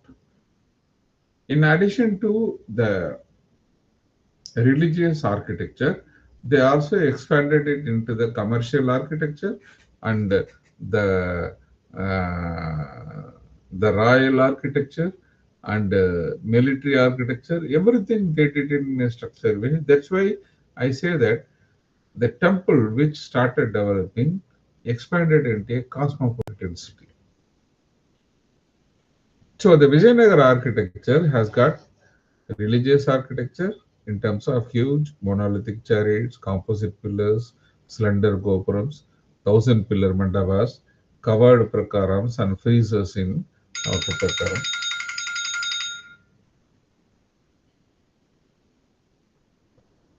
Okay, the royal architecture is they created a collection of in one place you have temples, you have royal architecture in between in terms of places, bathhouses, stadiums for games and performances, and your Zanana, Antapura. In addition, they have the civil military architecture. They have forts, animal stables, irrigation tanks, check dams, viaducts, and like how you had the Roman viaduct where it goes in a bridge, the water goes in a bridge. Vijayanagara has got a lot of viaducts which channelizes the Tungabhadra river water to the entire city. They got the huge bazaar complex. We'll see this one by one. So this is why we say that from being a simple temple, the Vijayanagara architecture merged everything and then built Hampi as a cosmopolitan capital of India at that time. So you have a huge collection within a very, very compact place. When you talk about this, around the Tungabhadra river, you have a collection of temples built by the kings like Virupaksha and others, and then built by the merchants and built this one. This entire stretch is a huge bazaar. And similarly, in front of every temple, there is a huge bazaar for trading. Same in Achyutaraya temple bazaar, Kodanrama temple bazaar, Vijay Vidyalaya, there is a huge bazaar. So it is not only temple, business, and pleasure, everything is merged together. Then you have the royal enclosure where you have the royal palace, Pushkarini, and the Hazara Rama temple, and you have ladies' lotus magal, elephant stables. Like nowadays, how we build sheds for cars, they have got a fantastic stable for elephants. We are going to see that.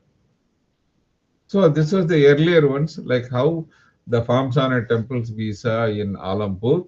This is of the 13th century. The earlier constructions were like this, very basic with the stacked temples. This is in Hemakuta Hills in 14th, 15th century. But just nearby, this is a view from Mahamogatan. The complete temples of Tuluva period, where you have extensive gopurams and then fantastic vimanas, Anantasayana temple in Hosapet, Tiruvenkaranada, Kalahasti temple, Tadipatri, Lepakshi, everything was built during this period, and each one of them is a gem in terms of sculptures, architecture, and everything. And this is the ultimate Virupaksha. Then the normal gopurams, which are fat and squat in Tamil Nadu, They changed the ratio of this Adhisthana to pedestal and made it increase, and they had a sharp one by extensively using wood and other things to make it lighter. So the result, the Vijayanagara Gopurams are very slender, tall, and they have rooms in all of this inside. The interior is a empty where you have got lot of halls. This entire interior is built on wood. So this is another interesting one in Vijayawada, Panaga Narasimha temple. See how slender it is. It is one of the slenderest gopurams. Another interesting thing is this entrance, they converted into a balcony so that the entire area they can walk or they can stand from there and then see. This is another one near Kakinada, Mamidada. These are innovations of Vijayanagara. Again, they converted their Vahana Mandabas into chariots. Beautiful chariot. This is for Garuda, the Vahana of Vishnu, which is in Vithala temple. And this is in this is how it could have looked in earlier when the Gopura was complete.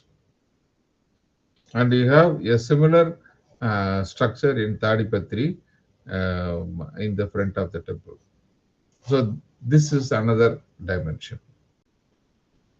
And this Vagana Mandavas had huge tires. Okay, you might have heard about P17 or R252 kind of a tires, but these are all huge tires, fantastic size, and you can see this. These are all how this kind of tires were attached to mandapa along with the horses, so that it as though the mandapa is being pulled by this animals. Here in the front, you also have a elephant pulling this. And this is Sarangapani temple in the Kumbakonam, where you have a horse on the front, elephant on the back, and with two large wheels. The other interesting thing is two unique mandavas they created by Vijayanagara in all the places. One, they created lot of temple tanks for the float festival and other things. In the middle, they created an island and created a fantastic mandapa there. This is one unique mandapa contribution of Vijayanagara state. The second mandapa is a tall one, which is typically for the Dolotsava, where the swing, the god is kept in a swing and then he'll be playing. And because this is tall, the swing will be somewhere hanging somewhere here, visible to all. So this mandapa is twice the height of your normal mandapas. Primary purpose is that the god will be in a swing at a higher distance so that he is visible to all over them. Similarly, your walls are converted into the panels with fantastic sculptures and filled with the friezes like this. So everywhere stories, everywhere education. And this is also a similar way. Hoysala also did this Ratnapatika with elephant and other things. Elephant, lion, horses, and soldiers, and Makara, and Hamsa. Heaviest to the lightest. The same story they follow here. And the design, the normal temple design, which was a simple one, they started projecting 5 times. The same thing, it moves forward in 5 or 6 projections. It gives a fantastic 3D effect. This is another uniqueness of Vijayanagara. See this, the same square temple has been projected 4 times into a thing so that it gives a front look. Here, instead of a flat one, it is projected 3 times, giving a beautiful 3-dimension effect. And again, multi-story mandavas. Like how we built so many mandavas in, particularly in Gujarat and Rajasthan state, they also created a lot of granite mandava, 2 stories, 3 stories, for security, watching, and other control purposes. Musical pillars. This area is full of musical pillars, which is another innovation where they create different component, different thickness, so that the sounds are different. And large monolithic bulls. This is in Lepakshi, second largest after Gomateshwara. Beautiful ornamentation. It is carved from a natural rock. Now, coming to the sacred architecture, we are moving to royal architecture. This entire area is a king's complex where places, this is King's Palace, King's View, and then uh, there is a King's Toilet with commode. Nearby, Hazararama Temple is there, Mosque is there, Krishnadevaraya Palace. So the entire complex where the king and the generals live is in a compact area. And this is how the palaces and the watchtowers look like. And this is the mixture of Dravida along with the Islamic. By the time Islamic rulers were there, and then there are a lot of Islamic soldiers and others also in the Vijayanagara army. So they also borrowed some of the arches and other things. And this is the Lotus Mahal, which is the place for ladies to rest and relax. And this is one side, and there is the other side where around Janana, like this, lot of watchtowers are there to ensure that others don't encroach. And this is where the variation from the triple arch and other structures. This is Dravida and this is Islamic. And this is one of the area where the soldiers used to stay and their barracks. See this fusion, and this is typical Dravida kind of a pillar with Potika. This mixed with the three-part or a five-part arch of Islamic style. This is again a grand one. This has been converted into a sculptural museum now. Next to it, the bathhouse. The bathhouse also something they have created with separate areas for sitting and then private bathing, and this entire area is filled with water. And another again, this is a mix of Islamic and traditional Dravidian fusion. This is Dravidian and this is Islamic. Coming to the military structure, like how you have cars and other things in shed, and how we house our fighter aircraft in a very safe uh, security places. Vijayanagara also had stables for elephants. So this is for each elephant, and this is the place for the mahout to keep the food and other things. So 1, 2, 3, 4, 5, 6, 7, 8, 9, 10, 11.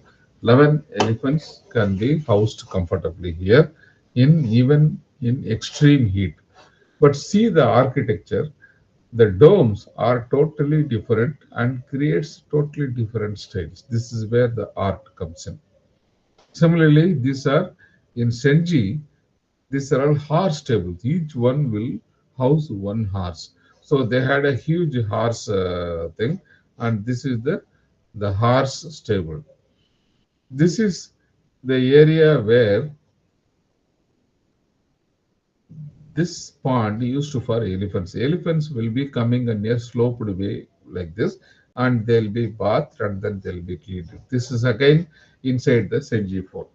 So they had lot of structure to create this. I'm finishing in another 5 minutes. The ultimate is a Mahanavami Dibba, which is a standard pedestal, large pedestal where the king and others used to witness the major festivals and other things. And this is the current structure, and this is visualization by Ramakrishna Kongala on how it could have looked at Vijayanagara time with the proper wooden and other superstructure. And they had lot of donations also. This is not a Toranavail, this is a balance. The kings used to give donation as per his weight in gold or in ornaments or in grain, and others also used to donate. And this is the platform for the balance. Now, coming to the last part, the commerce. In front of each and every temple, there is a huge bazaar. You said that shopping complex is a recent innovation. No, they had shopping complexes like this, each for individual shops and other things, and you had multiple tiers. So the shopping complexes of now current area is not. This is a 1 kilometer, 1.5 kilometer length complex like this, and this structure is there in front of each temple. See this. This is the row of this. Middle. You also find in structure. The bottom is closed and top is open. This is the customs or the central control building where they keep all the books and securities, treasury at the bottom. And this is the watchtower to ensure that all the trading and other things happen properly. So this is the kind of detailed commerce infrastructure we had. So as a cosmopolitan city, we had religious architecture, we had royal architecture, and we had entertainments, we had rivers, and we had commerce. Everything merged together in a fine exhibition of art and architecture. That is why Hampi is termed as the ultimate complex and cosmopolitan city. So, having seen this, you have lot of other temple malls.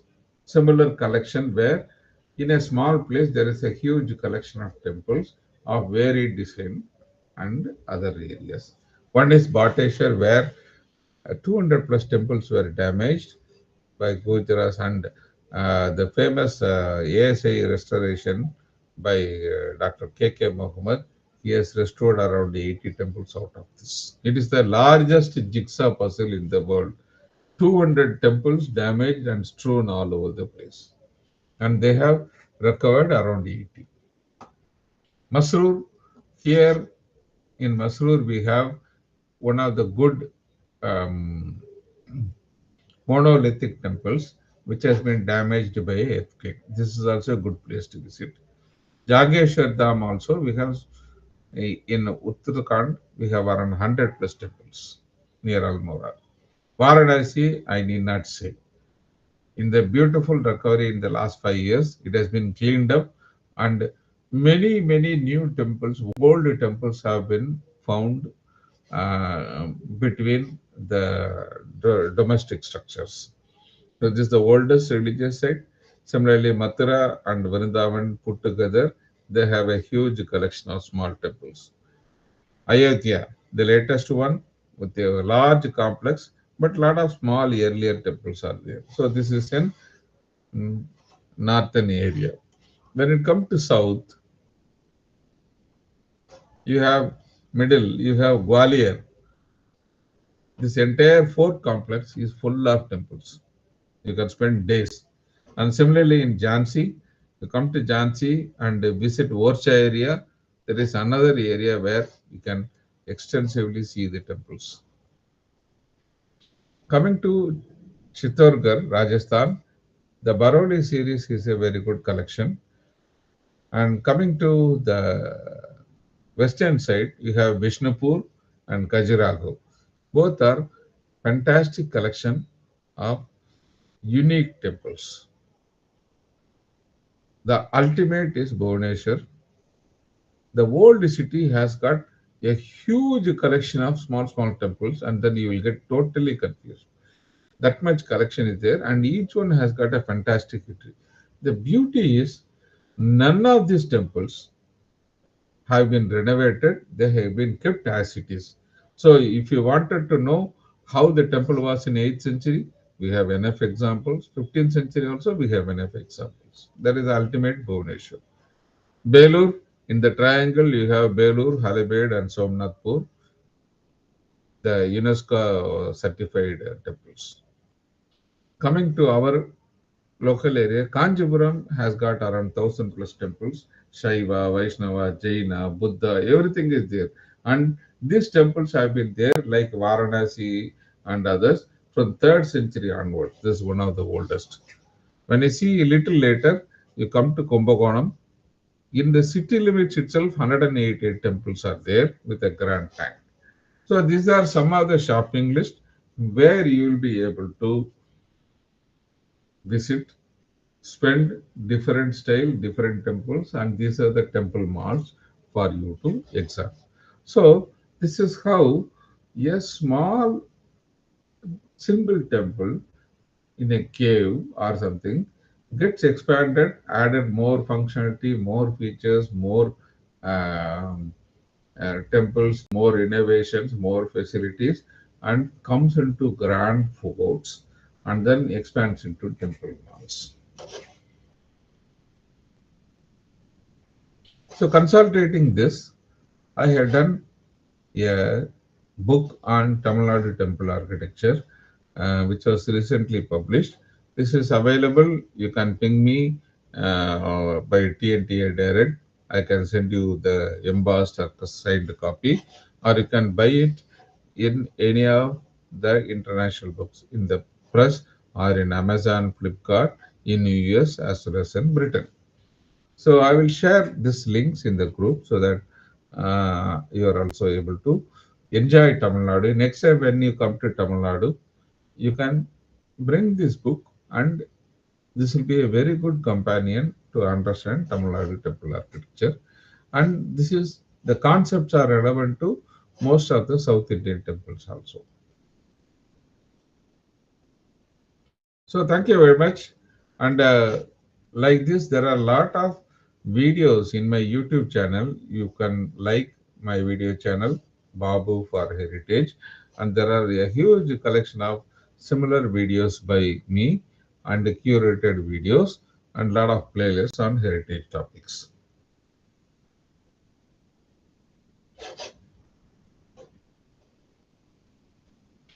Thank you all. Thank you for being patient and having a great 1.5 hour discussion. I hope it was interesting. Thank you so much for sharing your knowledge with us. Yeah, Babu Garu, good evening, and you have taken lots of strains and pains to give the knowledge on the various temples of Tamil Nadu. And I would like Thank to you, sir. suggest you a few more points also. And as you are well aware that the meaning of the Pallava means the tender shoot or new Yes. leaf. And actually, the origin of the Pallavas are from Andhra Pradesh. And later they had gone to, that is the southwest, and they had gone to Kanchipuram and they settled there and they established their kingdom. As per this is Krishna Swami Iyengar. As per the they were feudatories of Satavakanas earlier. yeah. In that concept, I would like to refer one more thing. Kindly visit even Bhairava Kona, where it was constructed by the Pallavas only. That was actually the period of Buddhas were settled, and later it was taken by, that area was taken by the Pallavas. There you can see the beautiful cave temples, even in that Bhairava Kona. And later there is a Trimurti temple, Trimurti Vigraha is there, which was later it was given the best example even for the Rashtrakutas also. They established the same type of Vigraha even in the Ellora caves also. So that is that may be the best cave temple that you have to refer for that one. And then there are another 2 more cave temples are there. Of course, Undavalli cave temples have not referred in this one. That was also the prior. That was also the prior one. And then I suggest you to refer Akka Mahadevi caves. Akka Mahadevi, before Akka Mahadevi caves also, there were the temples, there were the caves are there. And even you can find even the Shivalingas in that in the caves also. Later it was known as Akka Mahadevi. And I suggest you one more thing, that is nothing but the Kadalivanam. Kadalivanam is the fantastic one where you can see the biggest cantilever slab at Kadalivanam. There you can find even Shivlingas in the dense forest of Nallamala. So those are the cave temples to be also referred in this one. That is my suggestion only.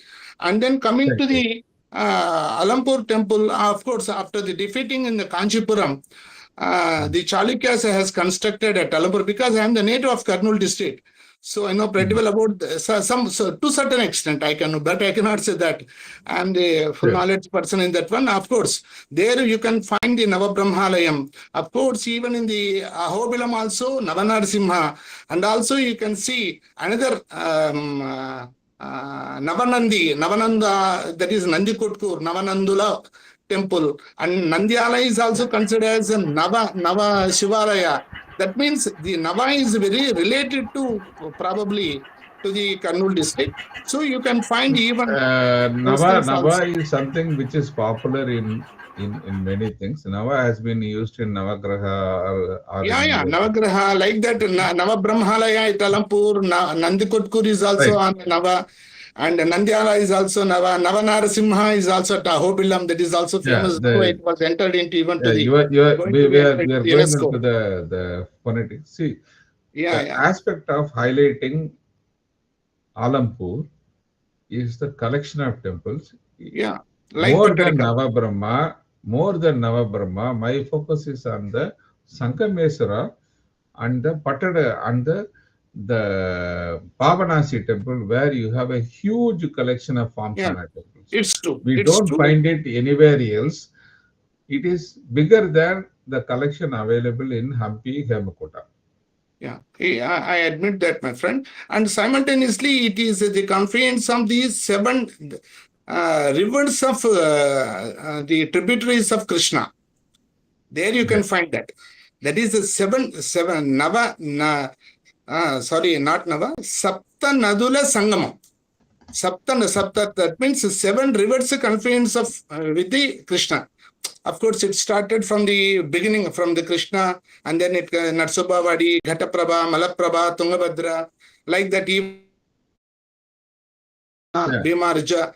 So all these things comes and meet there. So that is a best example that you have given, that you have quoted even for the Alampur. One has to be appreciated for your efforts also in that one. Thank you, sir. And I request you kindly, even you have mentioned that what is that? Hoyesola has gone to the Kuta temples. I admit that before that one also Chalukyas also have gone that one. Therein and that Gabburu, which is very near to the Raichur. The Navakota and other things are. See, they started even in the Chalukyan period also we can find even there is Kota is there. Yes. Even in the Kurnool district we can find the Saptakuta pattern temple at Kolanbharati. Perhaps even Shivanagaredi Garu also knows about that. Even at Kolimgundla, that was the first Trikuta temple at Kolimgundla. We can also find there. And you have taken very, very, very good presentation you have given. And of course, it started from the tiny and how the structure was developed. It's really appreciable. Of course, they followed the Manasara Silpa Sastra, as you know, well aware of that one. So as per the Manasara and Silpa Sastra only, the Nagaras, the planning was designed. Thank you very much. This is Dr. G.S. Ramaya. I am the life member of NTAC from Kurnool. Fantastic, sir. I would like to meet you when I come to Kurnool next time.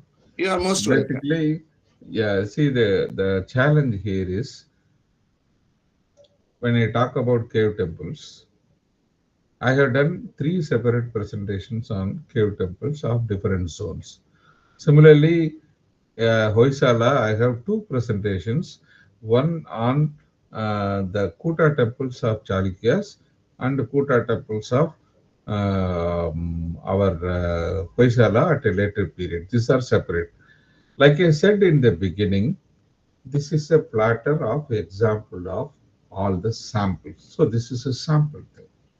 So here I cannot be exhaustive. I will give some core taster. It is like to give an example, the taster thing given in a platter. Okay, so I have tried to give some examples from all the regions, but it won't be comprehensive. So what I would suggest is we can work out a detailed series of Tamil Nadu temples. Usually, what I do in other universities is 7 day, 8 day training program, 7 session, 8 7 training program.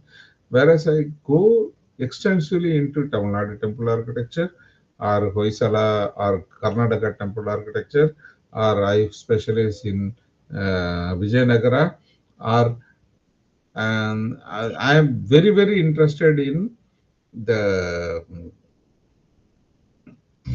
Eastern Ganga Kalinga architecture. Primarily, I have removed Kalinga and Khajuraho primarily because I wanted to focus more on Tamil Nadu and South India zone, so that no you have a clear idea. If required, I can give a similar presentation for Northern India as a separate area with the Nagara and other things. Okay, so when you have a theme, we need to have a boundary, and we need to compress this into a boundary, at the same time give flavor. So there is a challenge in the presentation. Hope I have done some justice to it. So other feedback are welcome. Any questions?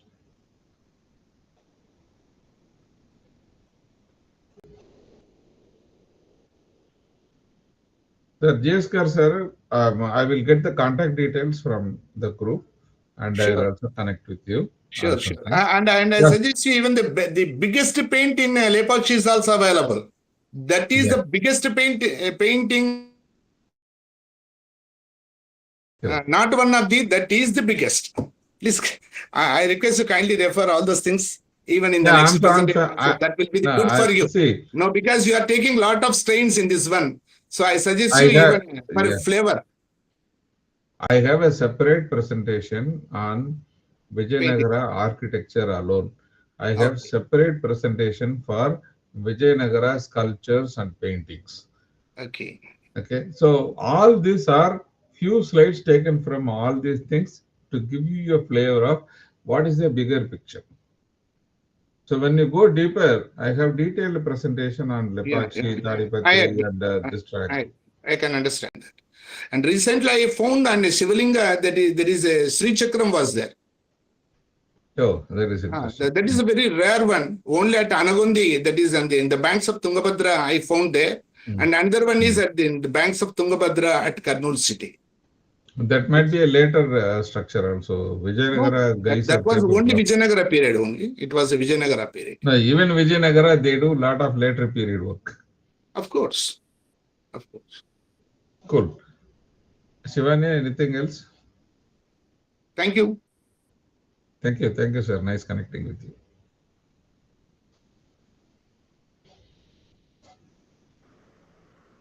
If anyone else wants to ask anything else, they can ask right now. And if everyone is done with their questions, now I would like to invite Shivanya ji to present the vote of thanks. Hello, Before friends. that, Yes. I have a question for the audience. Okay. Now that you have seen this, give your feedback and what you would like to hear from me as the next session. That will be a good indication where the group can arrange and we can also plan for the next session. This is based on what you have seen and what area you are interested in. You are welcome to listen and suggest on what will be the next one. So you drive the subject and you drive the next schedule. I would prefer one or two people to just open up and give the feedback. That will be really nice.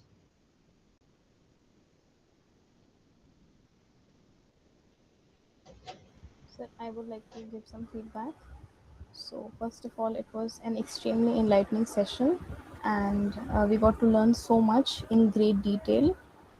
So I also had a question. I had read that the Chola temple architecture usually has more grandeur, like the gopuras, and the Hoysala architecture, it focuses more on the interior details. So it is much more detailed. So if you could shed some light on that. And for the feedback, it was a great session. And if you were to choose one another topic for the lecture, I think Vijayanagar Empire also offers us a lot. Or maybe we could have some comparisons between the, like we did the Pallava architecture, so like the Cheras and Pandyas and these different dynasties, and of course the temples of Odisha, the Kalingas. That would be also very insightful. Cool. Let me answer the second question first. Before we do the comparison, even here I got a lot of comparisons in the slides. I deliberately skipped through it without going into the details. Primarily because you need to understand the fundamentals. If I talk about Kuta and other things and the 5-part Kuta, people won't understand. So the recommended sequence is you have 1 or 2 sessions on the fundamentals of each thing in detail, components and other things. Then we start the comparison sessions at a later point in time. Here, I have given the flavor, not in very technical terms, because people will get confused. Mostly the presentation was visual, comparing 3 or 4 designs and say that how it is stacked like this and other things. Okay, but when you go into detail, it would require a foundation. The way I do in Amrita and other universities, I have 1 or 2 foundation courses for each style. And then we have the advanced course where we compare one element and see how it gets implemented across multiple styles. So that is the way to go. The first question is, if I want to sum up in a simple way, Pallavas did experimentation and they were graceful, simple, realistic, and life size. If you look at any Pallava sculpture, you feel it is life. When it comes to, they were playing mostly in sandstone and others. Okay, when it comes to the Cholas, they were grand in engineering.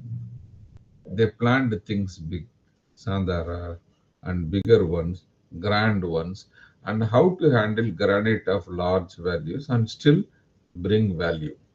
That is where the value addition. Of course, the ornamentation becomes slightly different. You come to Vijayanagara period.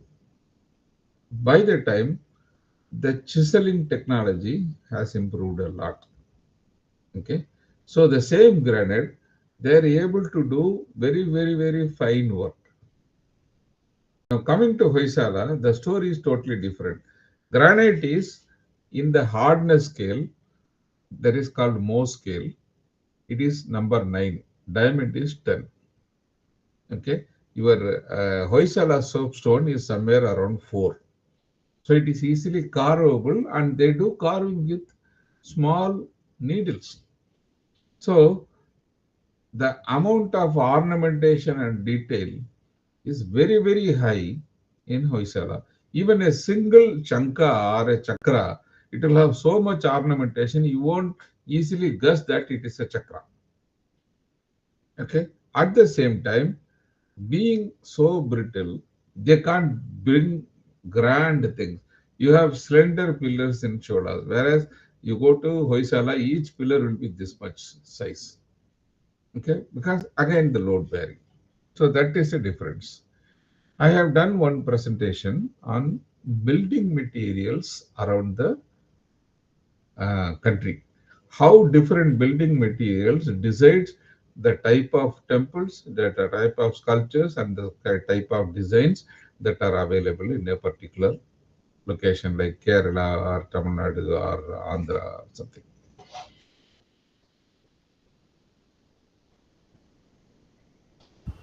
Thank you so much, sir. Does anyone else have any questions? History of Somnath and how it is there. That is a big story. Thank you. Let me experiment on something. I am more comfortable and slowly expanding into the other areas. For me, the key strength is South Indian temples to a certain extent. The Kalingan, Odisha, and Bengali temples. Gujarat, I know the concept, but I need to do more research on the local areas. Definitely, Somnath is one story about the history, how it was looted so many times, how it was done. Even after independence, there were so many issues. Okay, the government, to a certain extent, did not support it, and finally, it was consecrated with the private support. Government said support, but ultimately did not promise. There is a lot of stories in that, and that is a pinnacle. So it is a good 1.5 hour presentation for this. Similarly, interestingly, like this, my one of my first presentation was how Konark was built, the mystery and the questions surrounding Konark. To give the background, Konark is the only temple where it entire 12 years of its building history was documented by a book, project book. Like in IT, how you have a project book and a QC and other things, there is a project book for 12 years, which talks about, it's called Bayasakara, and it talks about how each day went and what they happened and what are the challenges they faced. So it opens up a lot of interesting stories and questions. So my presentation on Konark was primarily focusing on this aspect.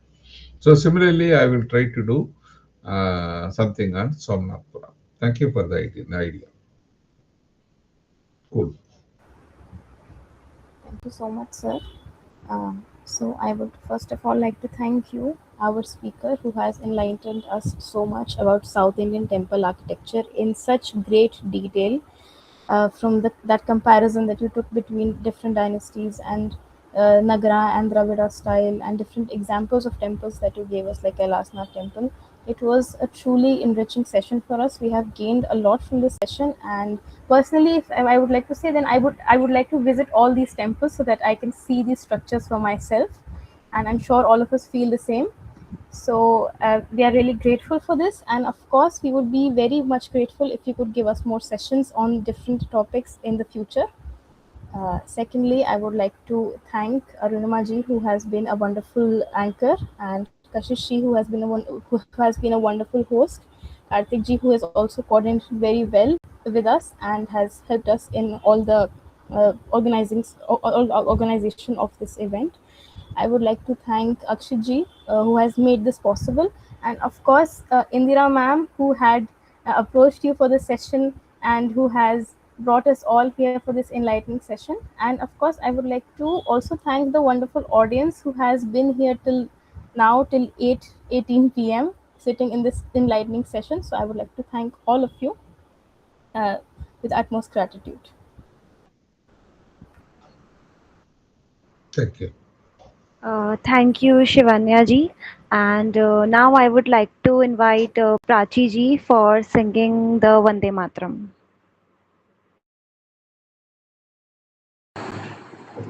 Kindly stand on your places. Vande Mataram, Vande Mataram, Sujalam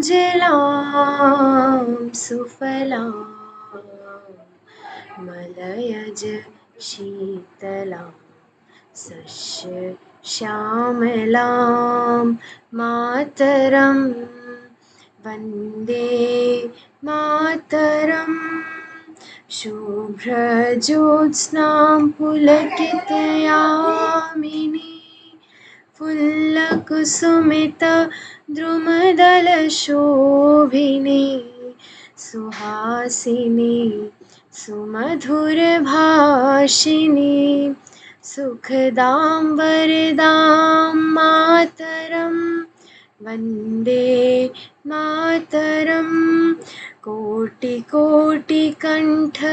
कलकलनिनाद करले कोटि कोटि भुजे धृत खर करवाले अबला किनु मायत भूले बहुबल धारिणीं नमामि तारिणीं रिपुदल वारिणीं मातरं वन्दे मातरं तुमि वेद्या तुमि धर्मा तुमि हृदि तुमि मर्मा त्वं हि प्राणाः शरीरे बाहुते तुमि मा शक्ति हृदये तुमि मा भक्ति তোমার प्रतिमा गौड़ी मंदिरे मंदिरे वन्दे मातरं त्वं हि दुर्गा दश प्रहरण धारिणी कमला कमल दल विहारिणी वाणी विद्यादायिनी नमामि त्वां नमामि कमलाम् अमलाम् अतुलां सुजलां सुफलां मातरं वन्दे मातरं श्यामलां सरलां सुष्मितां भूषितां धरणीं भरणीं मातरं वन्दे मातरं वन्दे मातरं वन्दे मातरं जय हिंद जय Dakshi Thank you, Prachi ji. And now we have reached the end of today's session. Thanks to Dakshi for organizing it. Thank you all so much for sticking around until the end. And good night, everyone. Thank you. One